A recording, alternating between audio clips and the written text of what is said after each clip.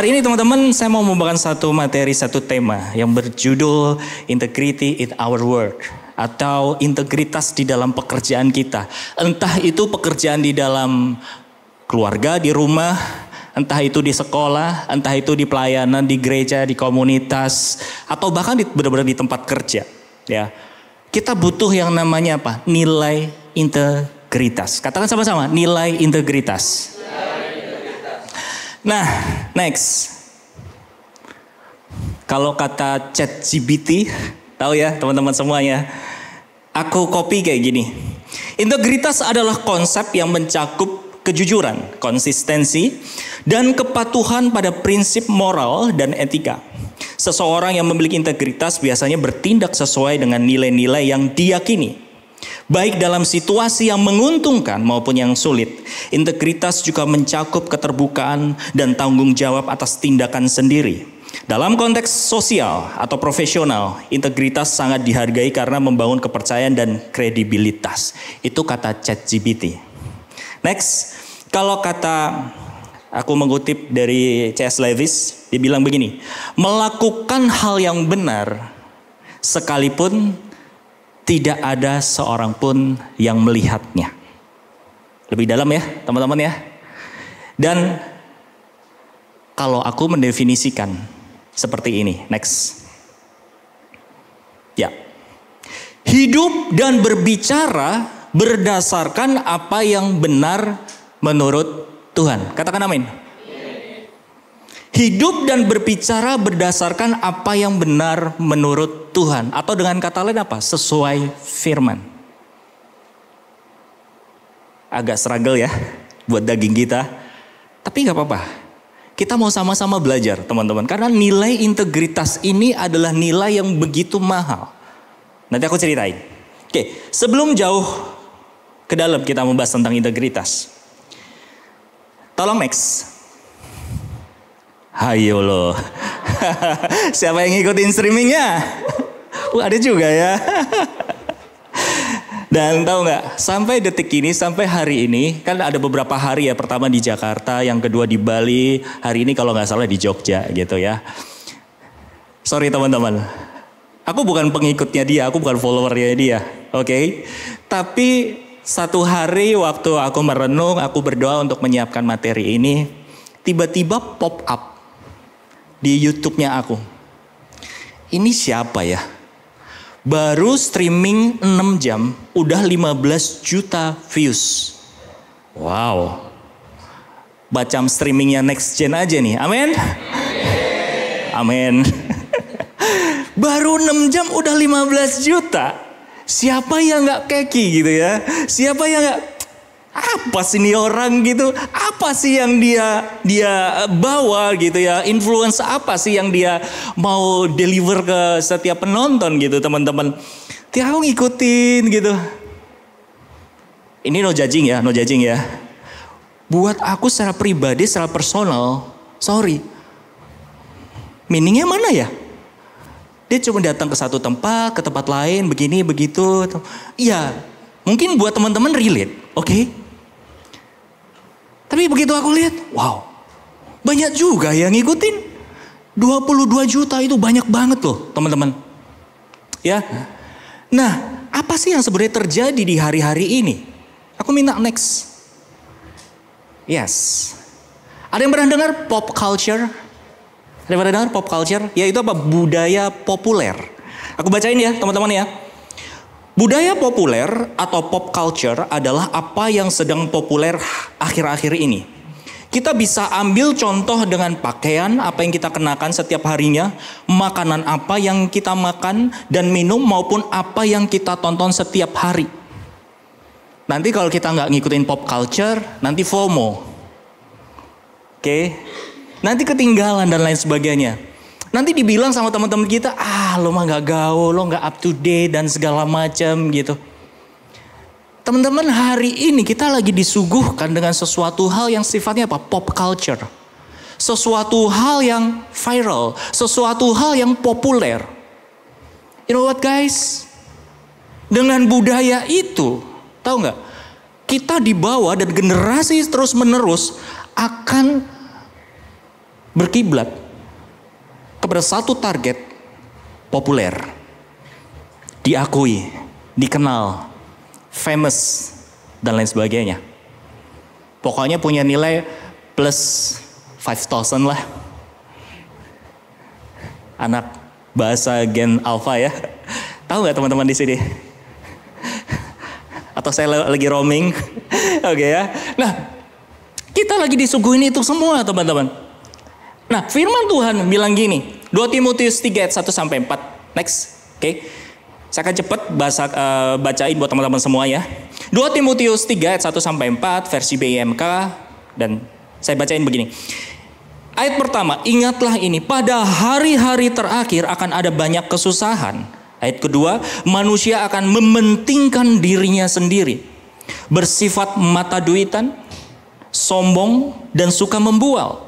Mereka suka menghina orang, memberontak terhadap orang tua, tidak tahu berterima kasih, dan membenci hal-hal rohani. Mereka tidak mengasihi sesama, tidak suka memberi ampun. Mereka suka memburuk-burukan nama orang lain, suka memakai kekerasan. Mereka kejam dan tidak menyukai kebaikan. Mereka suka berkhianat. Mereka suka mengkhianat, angkuh, dan tidak berpikir panjang.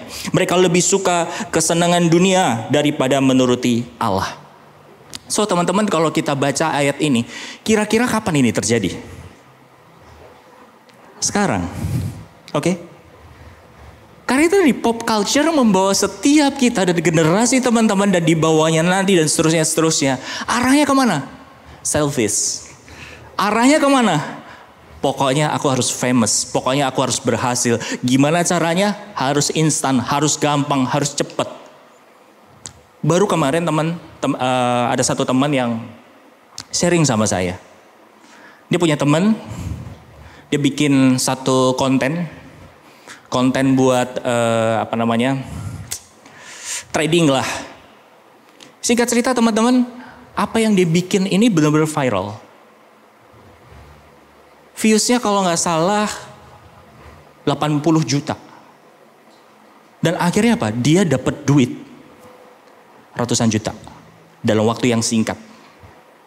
Bisa bayangin ya?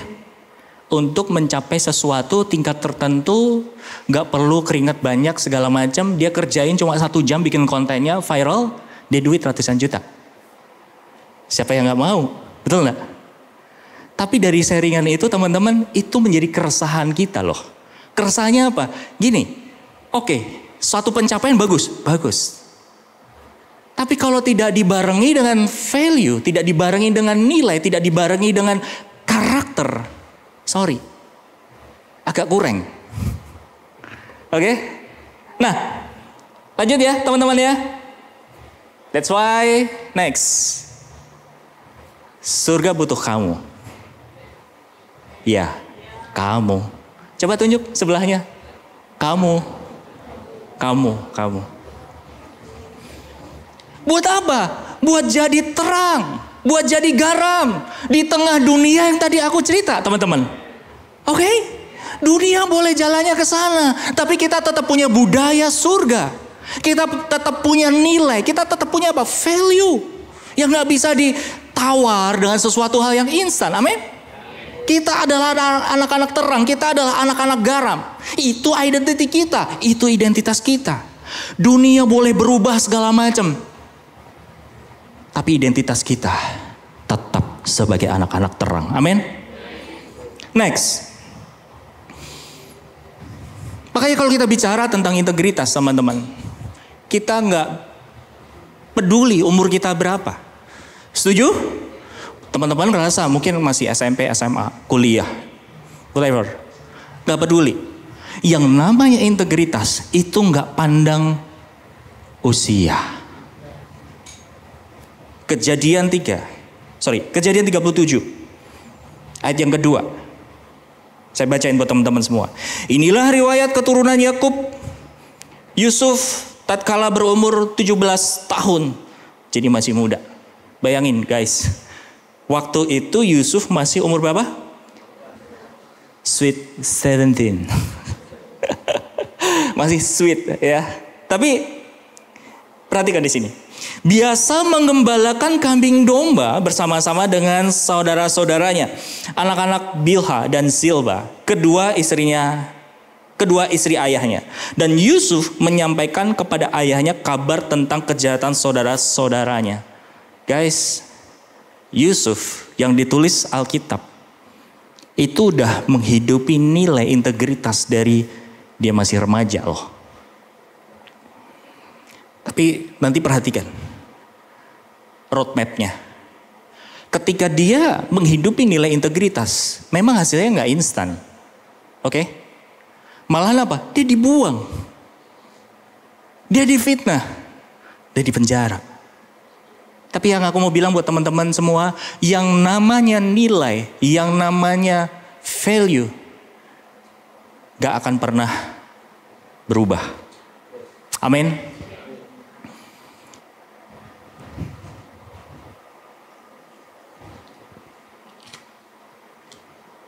Tahu ya, duit 100.000. Oke, guys, kalau aku injek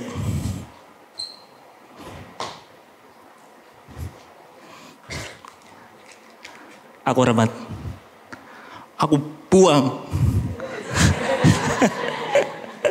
Siap ya? Aku buang. Nilainya tetap gak? Aku bisa beliin kalian kopi. Starbucks 2 lah. Oke, Kopken 3 lah. Yang namanya nilai, yang namanya value, mau diinjek, mau dibuang, mau gak dihargai, nilainya tetap sama.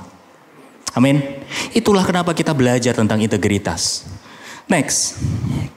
Nah, ini teman-teman kalau dilihat ya, perjalanannya Yusuf ketika dia dikasih jubah sama bapaknya. Lalu dia dapat mimpi.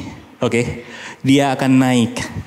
Tapi setelah dapat mimpi, bukannya anak tangga itu makin naik, guys. Tapi apa? Malah turun. Dia dibuang sama saudara-saudaranya. Dia dijual. Terus akhirnya apa? Dipenjara. Gara-gara apa? Difitnah sama Tante Poti. Enak gak sih? Tapi perhatiin. Kenapa dia bisa dipercaya? Ada yang tahu? Kenapa dia dipercaya sama panglima saat itu Firaun ya? Di rumahnya Potifar. Kenapa dia dipercaya? Karena dia punya nilai integritas. Dia dipercaya untuk mengelola rumah tangga sebesar itu. Tapi karena difitnah, akhirnya apa? Dipenjara. Ketika Yusuf dipenjara, dia dikasih kepercayaan sama penjaga penjaranya. Untuk apa? Benar-benar mengelola itu penjara. Teman-teman bisa lihat ini gak? Ketika dia hidupi yang namanya nilai integritas, gak peduli tempatnya teman-teman. Gak peduli dia mau dibuang, gak peduli dia dapat sesuatu yang gak adil, tapi tetap namanya integritas akan membawa seseorang akan naik. Amin. Dan integritas ini dipelajari dari mana? Next. Yang pertama adalah obedient. Ketaatan. Katakan sama-sama, ketaatan. Memang buat kita teman-teman, taat itu sesuatu hal yang bergumul. Oke? Karena apa? Butuh ketekunan. Butuh nyalipin daging. Tapi yang namanya ketaatan, kita harus usahakan. Setuju? Nah, dalam Kejadian 37, masih sama ya, ayat 13-14 dibilang gini. Lalu Israel berkata kepada Yusuf, bukankah saudara-saudaramu mengembalakan kambing domba dekat Sikem? Marilah engkau kusuruh kepada mereka. Saud Yusuf, ya Bapa. Kata Israel kepadanya, pergilah engkau melihat apakah baik keadaan saudara-saudaramu dan keadaan kambing domba. Dan bawalah kabar tentang itu kepadaku.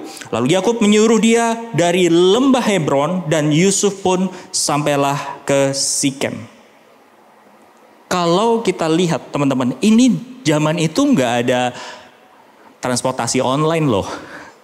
Zaman itu belum ada mobil, belum ada kendaraan loh. Dia masih remaja. Tapi ketika dia disuruh sama bapaknya, dia jalan tuh, dia gak ngeles loh. Ntar dulu dong pap, masih kentang banget nih. Bentar lagi kelar kok. Oke? Atau gak banyak ngeles dan lain sebagainya. So buat teman-teman semua, kalau kita mau belajar integritas, yang pertama yang kita harus hidupi adalah ketaatan. Iya aja dulu. Katakan, iya aja dulu. Perkara nanti perjalannya kita mungkin gagal, kita mungkin fail, belajar lagi. Karena kalau kita nggak pernah belajar guys, kita nggak akan tahu loh mana yang benar. Tuh nggak sih? Jangan pakai atas nama, ntar dulu ya, saya doa dulu. Tuhan ngomong atau enggak? Ujungnya sih setuju, kita semua harus taat dengar suara Tuhan guys. Lakuin kehendak Tuhan. Tapi ketika kita belum peka banget, kita belum benar-benar ngerti itu Tuhan atau enggak, itu daging kita atau Tuhan, kita harus bangun nilai-nilai ketaatan itu dulu. Setuju ya? Next. Yang kedua adalah apa? Do more. Lakukan yang lebih.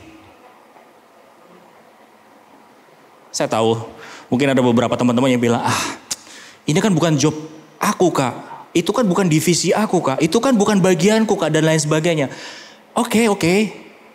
Kita semua kalau ada di dalam satu tempat yang dipaksa untuk lebih, daging kita teriak sih. Tapi coba kita baca ayat ini teman-teman ya. Ayat 17 dibilang gini, lalu kata orang itu, mereka telah berangkat dari sini, sebab telah ku dengar mereka berkata, marilah kita pergi ke Dotan. Maka Yusuf menyusul saudara-saudaranya itu, dan didapatinya lah mereka di Dotan. Guys, tadi yang pertama disuruh kemana? Sikem, oke? Nyampe Sikem gak ada loh. Lihat, tapi Yusuf gak nyerah loh. Ya gak ada, udahlah, balik ke rumah, lapor sama bapaknya. Pap, gak ada tuh. Si abang-abang gak ada. Nih, gak jadi. Enggak loh. Yusuf tetap berusaha untuk nemuin saudara-saudaranya. Karena apa? Perintah bapaknya ngomong sama saudara-saudaramu. Sampaikan pesan ini. Dia agile. Dia gak nyerah. Oke? Teman-teman, coba cek. Next.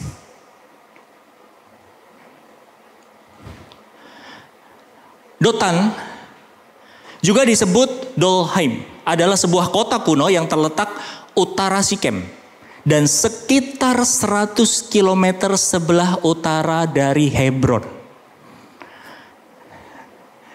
Deket gak? Jauh banget. Kalau kita baca kan kayaknya coba dari satu kata pindah ke kata lain. Ngerti gak sih? Yang ngejalan nih empot-empotan. Bisa berhari-hari. Ngerti gak? 100 km kira-kira dari Jakarta ke Bandung. Ada yang mau jalan dari Jakarta ke Bandung? Mentang-mentang ada wus ya. Jadi gak mau lagi jalan. Guys, Yusuf nyari saudara-saudaranya. Dia jalan, dia rela. Ketika dia mau do more, dia mau lakukan lebih lagi. Bukan soal itu sebuah beban. Tapi dia mau belajar taat. Dia mau menghidupi namanya apa? Integritas. Oke, kalau tadi kita lihat mappingnya teman-teman ya. Kayaknya enak ya, dia dapat mimpi, dia dapat jubah dulu, dia dapat mimpi, meskipun dibuang dia diangkat, dia dipenjara, tapi dibebasin, terus jadi Perdana Menterinya Firaun. Kayaknya enak ya, tapi tahu nggak? The way up is down. Jalan menuju ke atas adalah turun dulu. Ini sangat berbeda dengan zaman sekarang guys. Kalau kita mau sukses, carinya apa? Cari jalan yang cepat.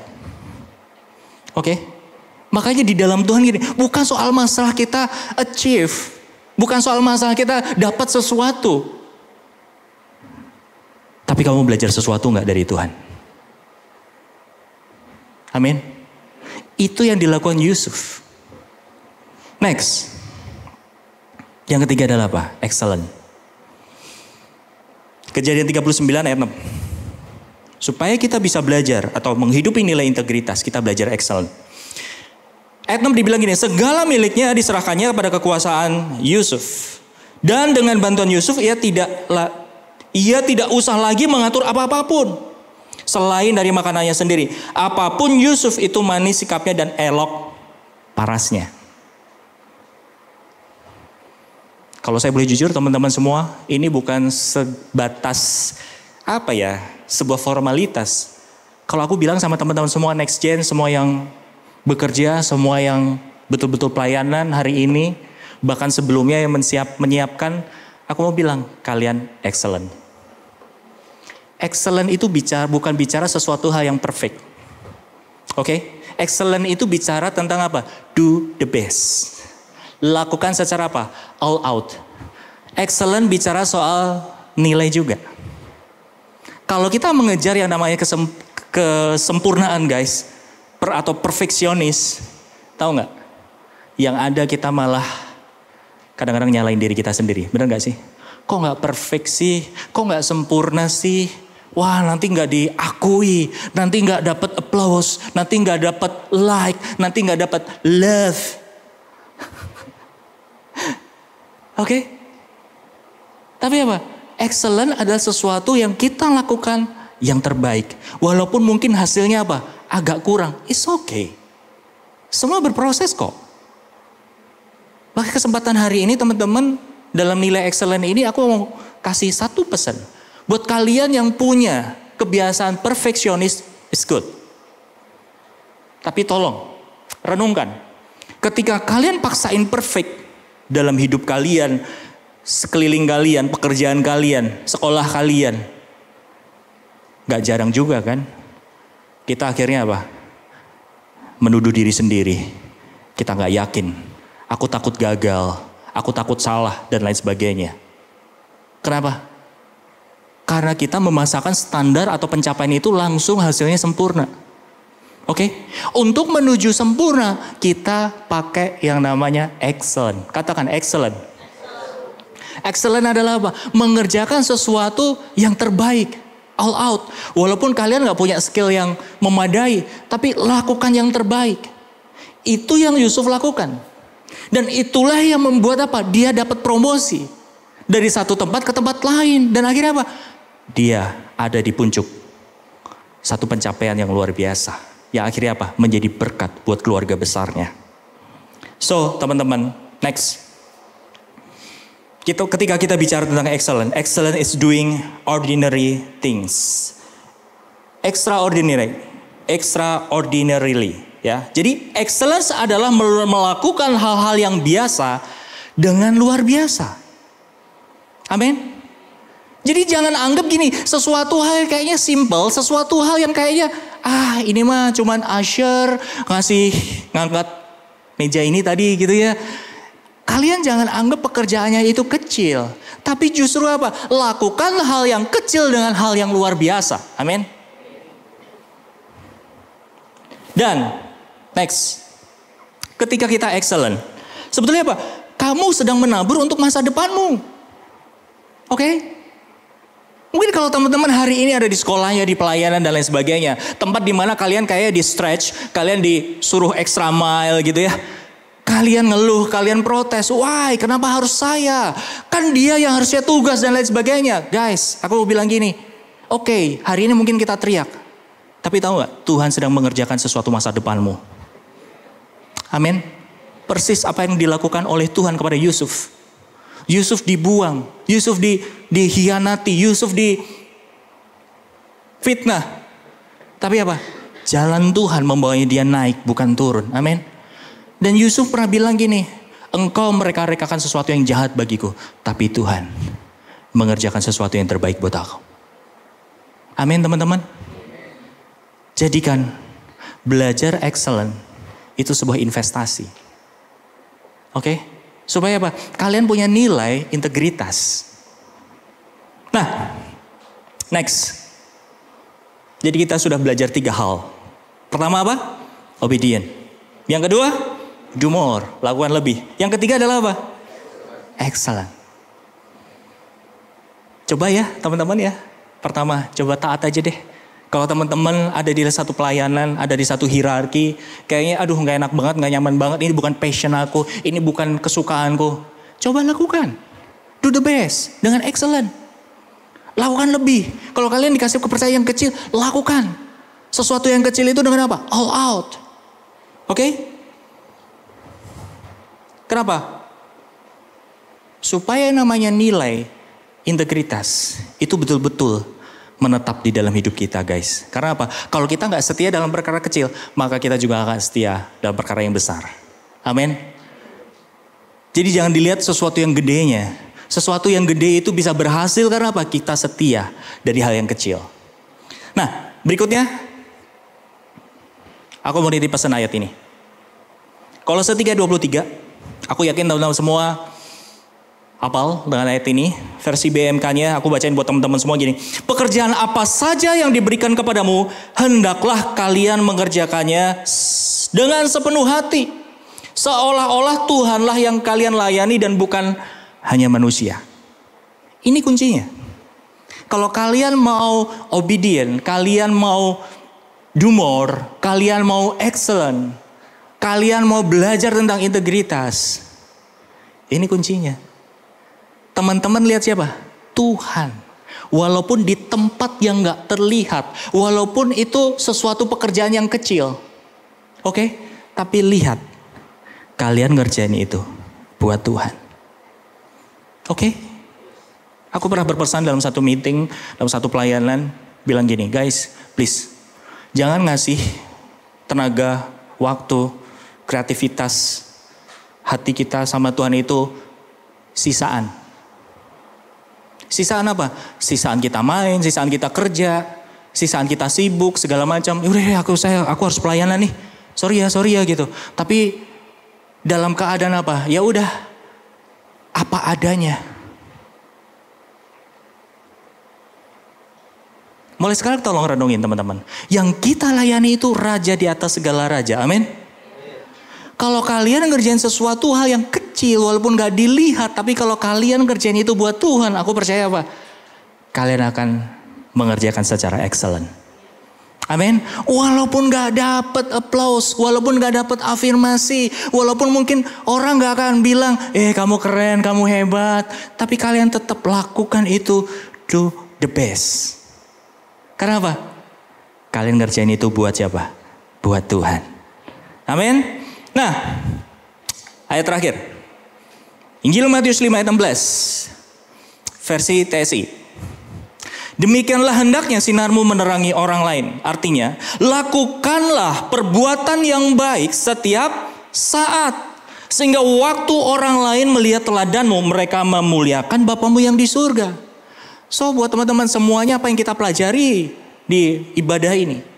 Kita belajar integritas, kita belajar tentang ketaatan, kita belajar tentang excellent, kita belajar tentang extra mile. Untuk apa sih? Tujuannya untuk memuliakan Tuhan kita. Amin. Sama seperti lagunya tadi. Kita mau kan hidup kita memuliakan nama Tuhan. Amin. Bahkan memuliakan nama Tuhan itu tidak cukup waktu kita di gereja. Justru memuliakan Tuhan yang betul-betul realita itu di mana? Di kehidupan kita sehari-hari. Dari apa yang kita kerjakan, dari apa yang teman-teman transfer, dari apa yang teman-teman influence, itu memuliakan Tuhan atau enggak? Amin. Walaupun itu berat buat generasi kita, guys. Tapi ayo kita belajar bersama-sama. Karena apa? Kalau kita jalan sama Tuhan, Tuhan yang mampukan kita. Ada amin?